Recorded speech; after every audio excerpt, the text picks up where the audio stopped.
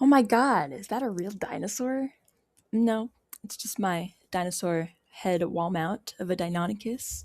Ever since I was a kid, I used to love asking my parents to take me to the dinosaur museum so I could see the giant skeletons of the T Rex, the 15-foot skeletons. The fact that a chicken was so much bigger than it was today amazed me. It amazed me so much that my parents had to drag me out while I cried and screamed. Ever since then, I have continued to draw them and make them my own. As I've grown up, I have made countless art pieces of dinosaurs. I have been taking art for 10 years now. I have won first class or first place in many art shows, and I am compatible or capable with many different materials like clay, paper mache, air dry clay, watercolor, etc. Now that I've been kind of comfortable with my skills, I wanted to make something that I could physically touch. Have you ever wanted to add a little pre stroke flair to your room? Well, now you can. Heyo, everyone. My name is Jaden Rivas, and today I am going to be demonstrating to you, wonderful classmates, how you can make your very own dinosaur wall mount made from paper mache. Now, this process can work for any animal, whether it's a dinosaur or a modern animal today. It doesn't really matter, but today we're going to be focusing on the Deinonychus. We want to begin by gathering our materials that we'll need throughout the process, taking the steps to actually make the project, and safely and securely putting it up on our wall. Now, as we move on, our materials is quite long. We have hot glue, large bag of feathers, acrylic paint, air dry foam clay, large cardboard, super glue, newspaper, mache, dry mix, which is just liquid starch, heavy duty scissors, clear nail polish, masking tape, a razor blade, and saran wrap. Now, the first step isn't really important. You need to research, you need to know exactly what you're actually going to make. Now, here is my inspiration photos of a Deinonychus. This is the Utahraptor, but it doesn't really matter. It's basically the same thing. And this is the reference that I have made, and that we'll be following today. The second step is to trace and cut out the general shape. As you can see, this head and the neck has a general S shape, which I have implemented onto my cardboard and cut it out. Number three is prepare your cardboard strips. These strips are very important to make the skeleton. You will need a lot. Number four is to begin with the actual head by attaching the strips from the top to the bottom, and they need to be 2 inches apart.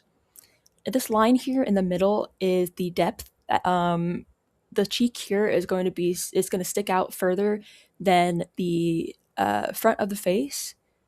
It's just to show how deep the head is. Number five is to crumple up our paper and shove it inside of our shape that we have made. This will kind of keep the shape that it is in now without it concaving.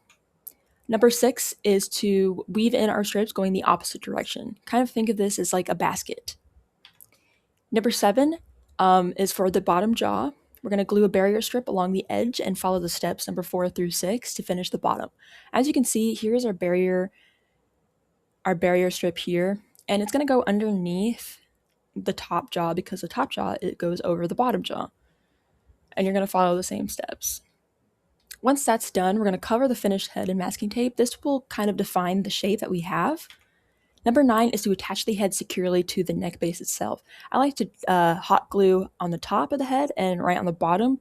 And you can see this gap here. I filled that with marks of cardboard that connects the head to the actual neck. Step number 10 is to test it on the wall to make sure it actually looks good. It needs to look presentable. Now is the time to make changes. Step 11 is to begin on the neck. I like to split the neck in 3 sections to make it easier. We have our bottom section, our middle section, and our top section. As you can see, our border strip goes along the edge and all the way along, and a barrier strip is on the edge around the bottom.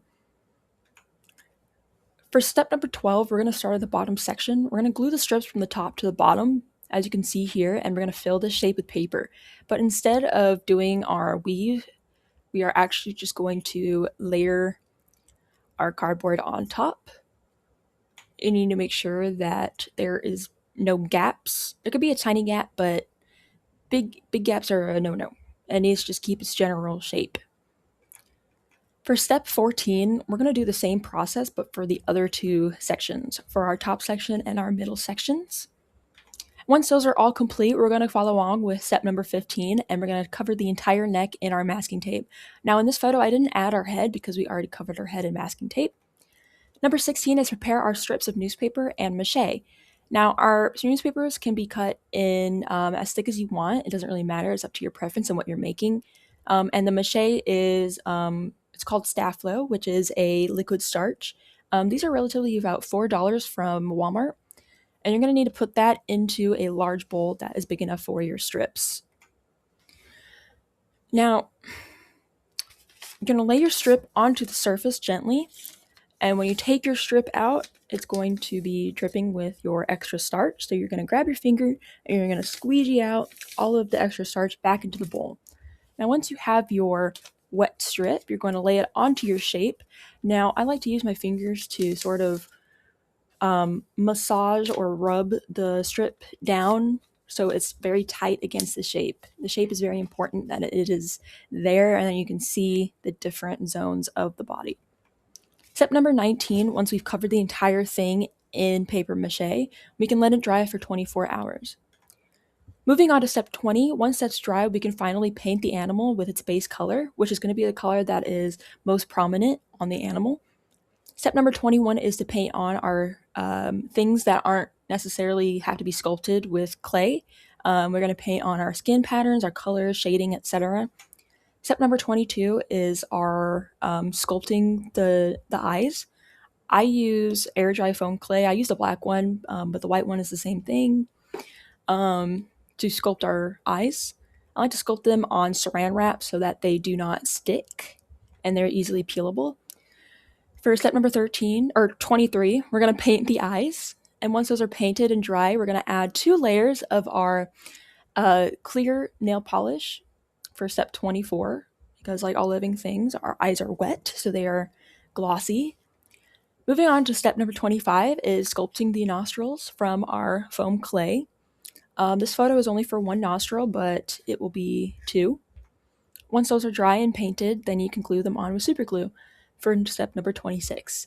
Step number 27 is where you're going to be getting on the teeth.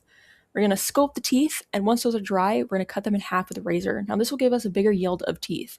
This photo is only for 1 set of teeth, but it will be for as many as you need in your project. Once those are dry, we're going to paint them white. I like to paint them on top of pins so that you don't have to touch any of the nail polish or the paint. And then once that's dry, we're going to add our 2 layers of our nail polish to make it glossy. Step number 29 is easy. We're going to glue on our teeth with super glue onto our head base. Step number 30, which is my favorite, we're going to finally begin by hot gluing our feathers, starting from the front to the back. Now, feather size and shape does matter. As you can see, this is a great example of a good feather. It's very full, there's not many breaks.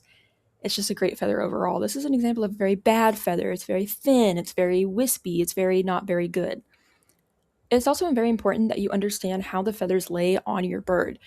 Now, as you can see, the feathers are kind of starting from the front and layered in the back. Now, each layer is going to be underneath the front one.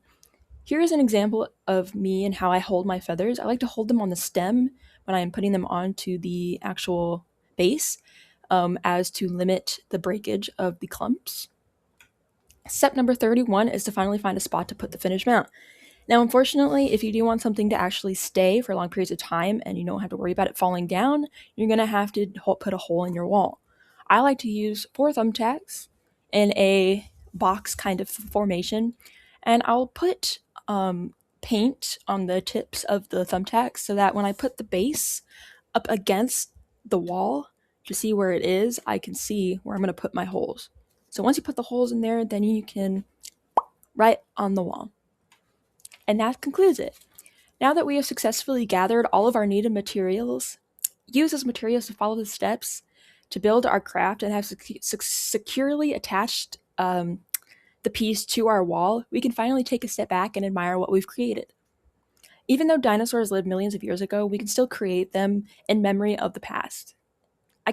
By looking up at what I've created, I could take a second to commemorate how far the Earth has come and how far the Earth can still go.